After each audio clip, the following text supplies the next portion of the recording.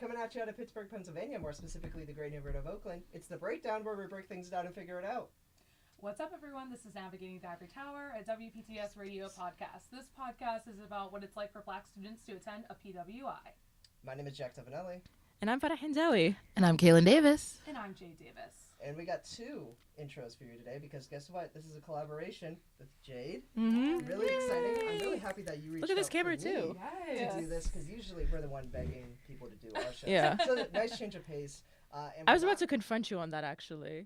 Why'd you reach out to him? You know me more. I'm the big dog. I guess I thought because, like, you know, you're the producer, right, of the show? So Both of us are!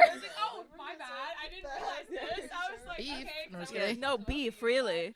Is this how you tell people about I Orb? just Oh, I'm show the up. producer. You're the producer, and I'm just like on the side.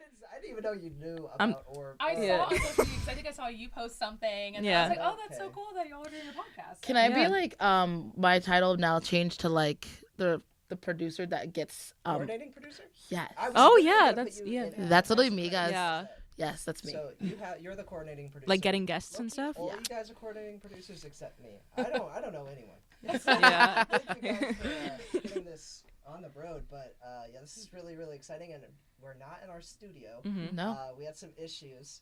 That was a little rough with the library. We won't talk about that. Mhm. And I'm suited up because this is a really big event. Yeah. That's why I'm suited up. So I'm In excited. T-minus 15 minutes, he has... You could say it. I have an internship interview. So we got big things going on. Kay's basically employed.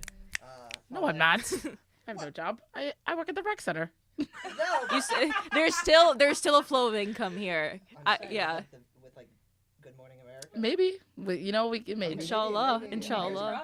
That's, that's the hope. Your friend who was a dentist is like employed as a dentist. Yeah, she's gonna have a job when she That's graduates crazy. as well. Yeah. Oh. But this is going to be an unusually short show. We've had some issues, but that's okay. We'll move past it. And this episode of The Breakdown is going to be a continuation of our Black History Month themed. Mm-hmm. Like it seems like our month is just a theme that, which is Yeah. makes sense. Yeah. And we're going to be continue talking about PWIs. Does anyone want to explain what a PWI is? Sure. So a PWI is a predominantly white institution, and it can either be a college, it doesn't matter if it's an elementary school, middle school, high school, it can be all different categories.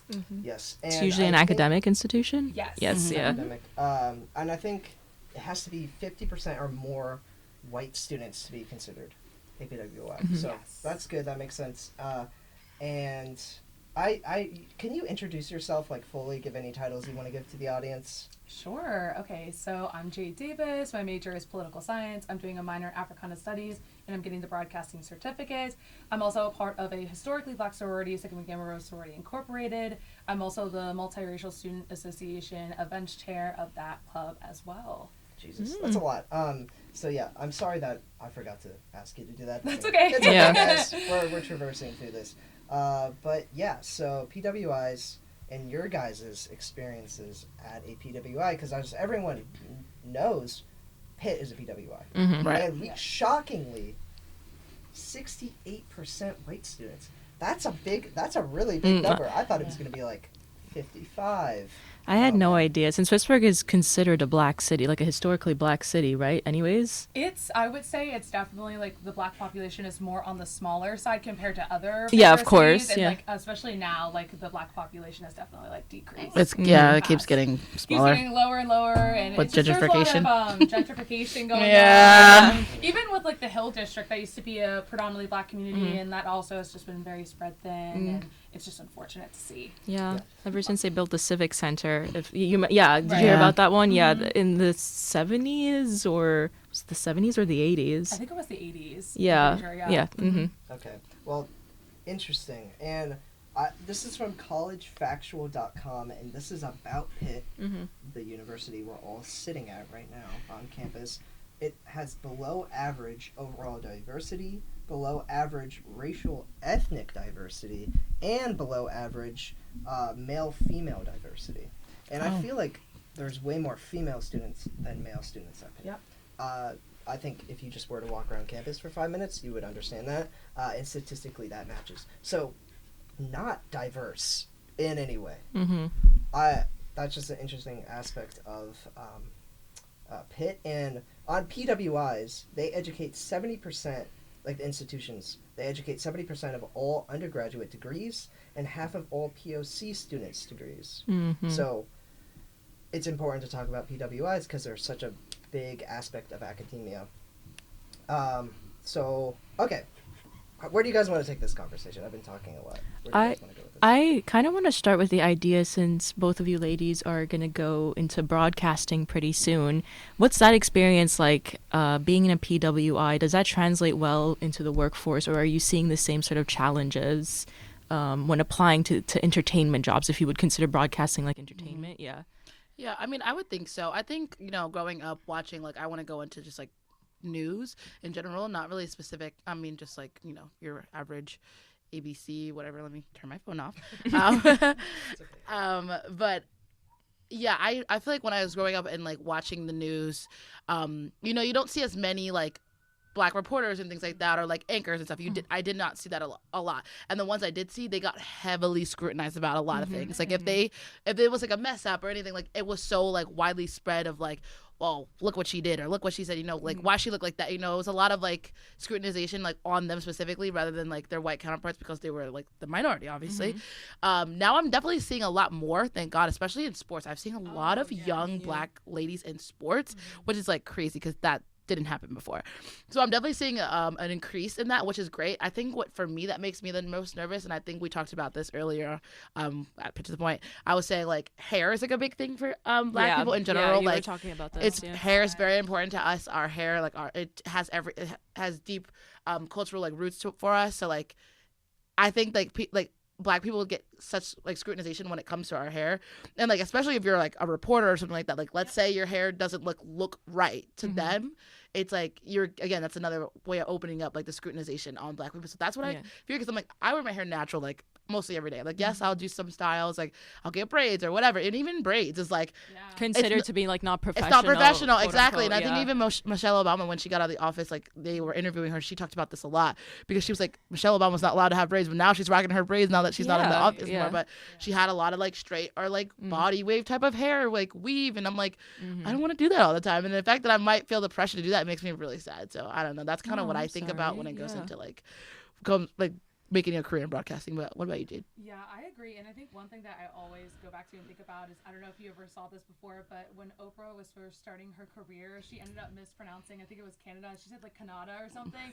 And she got like so much scrutiny over it. She's like, reporters, anchors, all the time, like you'll mess up, like, especially if it's live, like it's gonna happen. But like you said, I feel like especially like as a minority in this country, it's like there's so much pressure to be perfect, because if you mess up, like everyone's gonna be looking at you, or they're gonna be assuming that like, oh, you're unprofessional, you don't know what you're doing. But then if like your white counterpart or your white colleague messes up, then everyone's just kind of like, oh, you made a mistake. Like no big it's deal, a no laughing, It's like, oh, it's funny, but then when you do it, it's like, you don't know what you're doing. So I feel like a lot of it is just like, so much pressure, especially like now that I'm a junior and you're a senior and everything, and looking at our like career goals is like, I feel stressed even when we do stuff for Pit to the Point. If I mess up, oh God, I'm like, I want to use this stuff for my reel and I want to do really well. So it's just a lot of expectations on us. For real. Yeah, and also just being a woman too. That too. Yeah, and I want to talk about this one CNN reporter because I was just trying to look up her name, because I've watched a couple of her stuff for Abby Phillips. Oh, I love her. She is so she holds like roundtables around really contentious hot issues. Like I think she did one about the Epstein files recently and got like a Republican and a like a Democrat. How is she able to maintain so like? My mother was watching her and she was like, if she messes up once and she raises her voice over someone who's rudely interrupting her, that's it for her career, and that's so unfair. And I'm like, yeah, of course, like this is awful.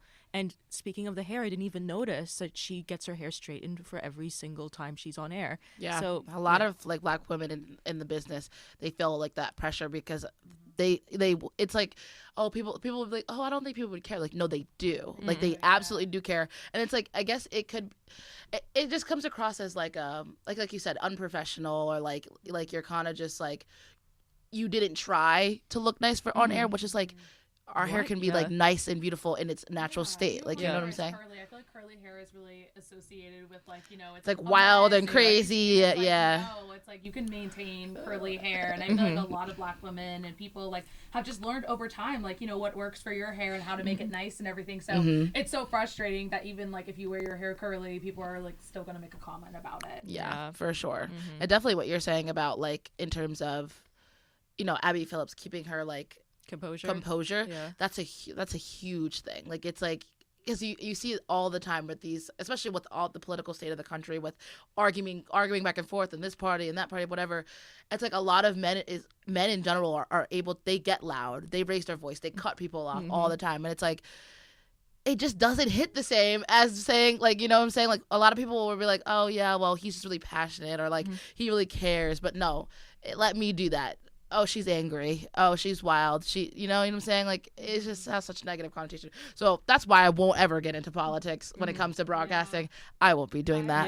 No, I actually changed kind of my mind of where I wanted to go with broadcasting, because at first with my poli-sci degree, I thought I wanted to go into some sort of political reporting, but now the way the world is, I just feel like I'm gonna get so burned out by that. Yeah. And I feel like, honestly, especially with like my role for Pit to the Point, I'm really enjoying being like the entertainment reporter. So I think even just doing like lighter types of news like might be something that's like for me, because it's even sad to think about that. It's like, I do love politics, but it's the fact that I have to think about it. And like you said, like, the stereotype of people like looking at Black women as like aggressive or like things like that whenever you're either just standing up for yourself or you're just like very passionate about a certain subject. So it's just scary to think about, you have to worry about that like on a day-to-day basis. Yeah.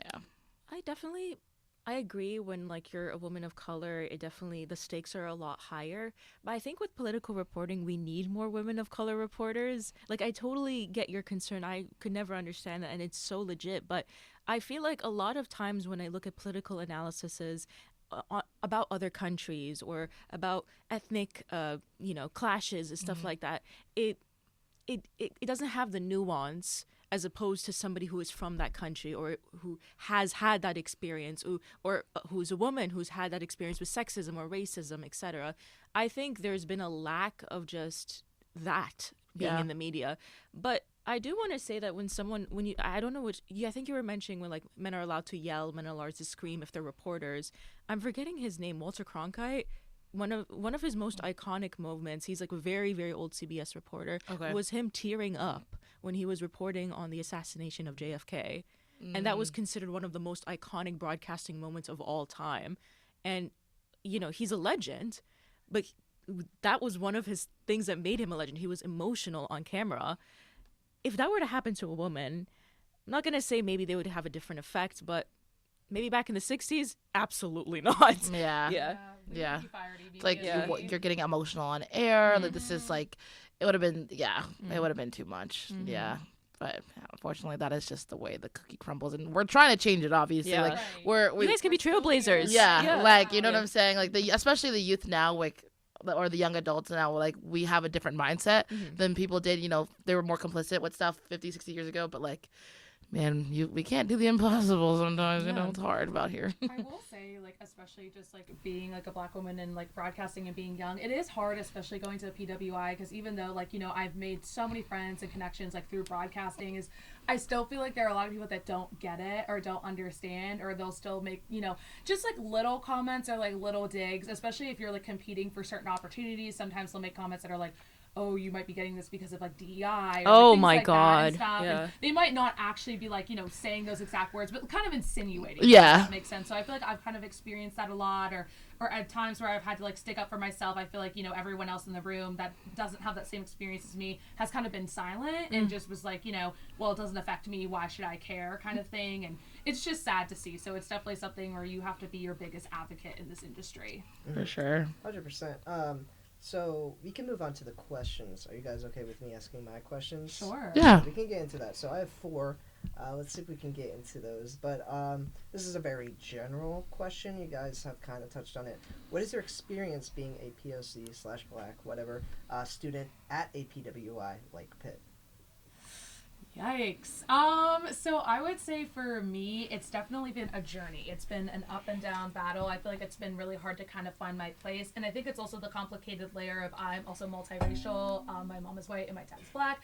So I feel like there are black spaces at Pitt and groups that I've found where I really like connected with them and connected with that background. But at times I feel like, it was hard because people saw me as like, oh, like you're not fully black or like we can't fully accept you and things like that. But then whenever I'm in these like white spaces, it's like, I don't exactly feel comfortable there either. So that's actually one reason why I decided to make my podcast. Like, first of all, I'm interested in broadcasting, but second of all, I wanted to have a platform for just like people of color to be able to like speak their mind freely and be able to talk about their authentic experience, because I feel like sometimes it's like I have to constantly like have a filter or like code switch and do things like that, and it can be very exhausting. So it's nice to be able to have a platform where you can talk about it, but it is nerve-wracking. Even when I first came to the radio station, I was really nervous to tell them my idea. I didn't know if they were going to be like, oh, is this a Dear White People podcast or something?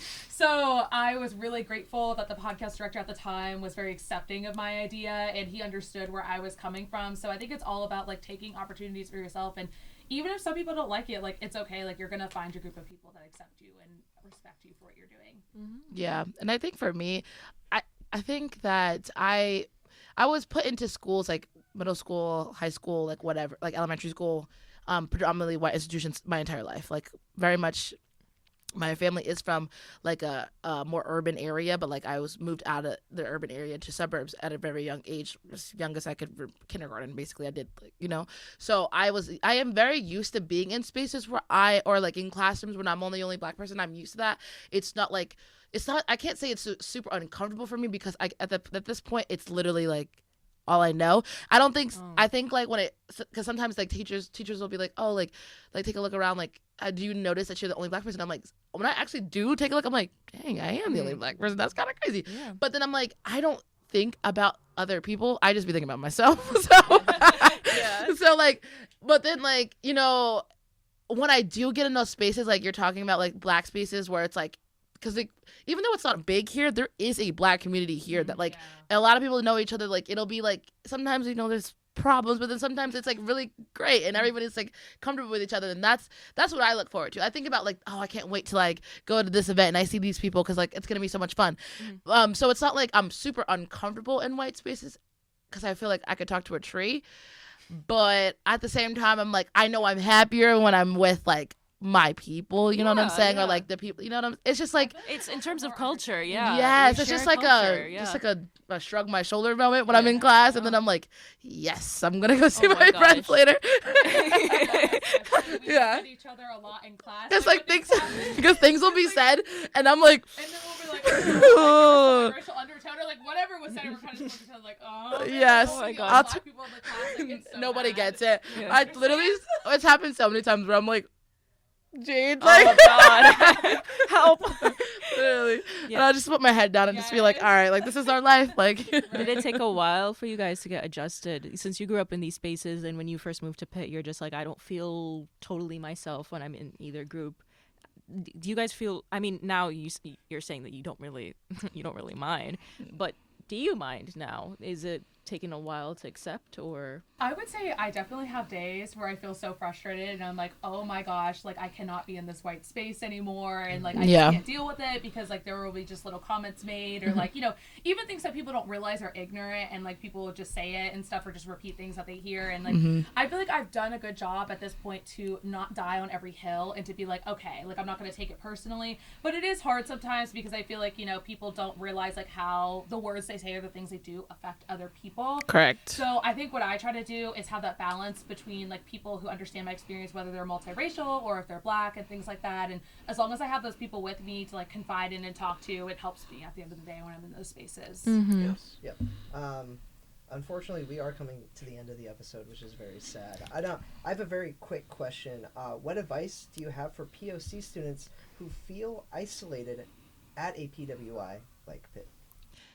Do you want to answer? No. I mean, I'm raising my hand because I would like to hear your perspective first. Oh, okay. Yeah. But I feel like that as an Arab and a Muslim. But go ahead. Yeah, for sure. So I think for me, when freshman year, like I'm 6 hours away from home. I'm from Jersey. This is kind of, I wanted to go far because I wanted to be on my own, but at the same time, I was a little bit nervous. Just finding new groups of people because you know I grew up with the same people most of the time when I was at home. So then coming here, it's like brand new set of people. I have to now make. I'm an adult. Like I have to make the strides to find like friends. Yeah. And my roommates, I still live with the same roommates from freshman year to now. We were glued at the hip freshman year. Like we didn't go anywhere without them. One of them is white and one of them is Indian. So it's like it's just like we called ourselves the most diverse room in Nordenberg because we just had literally it was hilarious. But I stuck to them a lot and I was like I love them. Like they're great. I just know that I needed to like branch out and unfortunately when you get to college, I mean it probably was kind of close to the same thing in high school, but like when you get to college, especially if you go far away, there's no one that's going to force you to do anything. There's no one that's going to make you go join that club. There's no one that's going to make you go to that event. You have to want more for your life, more for your social life, more for your just every and don't day. expect other people to feel welcoming towards you, even though that should be a thing. But Yeah. I felt that way when joining culture groups and religious groups. I was like, I'm trying my hardest to fit in, and I feel like it's still missing. Yeah, because even you could get in front of like people that have a lot of similarities to you or relate to you in like that kind of way, and it's still not be everything. Like you really do have to put in the work and effort, and unfortunately that's just how it is. But once you do make those strides, because that's what I did sophomore year, because I came to campus like I'm gonna be better, I'm gonna do more, and I did that, and like now I walk down the street and people are screaming my name like hey, like, and I'm like yes, I leave my house and someone's yelling my name down the street, like please stop. But like you know what I'm saying, because like I made those strides, but if I didn't do that I would still be locked up in my room somewhere. So definitely make the effort, in if you want something, you gotta go get it. Like it has to be on you. Unfortunately, that's just how it is. Yeah, that's amazing. So I'm so glad you broke out of your shell. Yeah, I'm glad. Yeah, that's such a big thing. But especially for POC students, 100%. But unfortunately, that is the end of our episode. Way too short, in my opinion. I had a great time personally. I did too. We always have a good time when we come together. We gotta run it back sometime. But Jay, do you have anything to say to our audience? Do you want to plug anything? Anything at all? Yeah, I would say if you're interested in any content that we talked about, PWIs, that's kind of like my forte, you can go listen to Navigating the Ivory Tower. It's on Apple Podcasts, and it's also on Spotify as well. Awesome. And then you can find us on Instagram, Spotify, and YouTube under the name Oakland Radio and Broadcasting. But thank you guys so much for listening. Can we plug the next episode? Yes, we can. So we're going to have a Pitt basketball player come join us. Right now, I know there's definitely one that's going to be Joanne Nelson that's going to come. There might be another one, might be a surprise, but we'll at least have one coming into our podcast. So if you are interested in hearing about the basketball team, join us next week. Yeah, we can talk about the season, whatever they want to talk about. I have no idea what we're going to talk about. Camera feels pretty long. I'm the only one looking at it. But thank you guys so much for listening. We will catch you next Thursday. This has once again been an Orb produced podcast. We'll see you next time. Bye. Bye.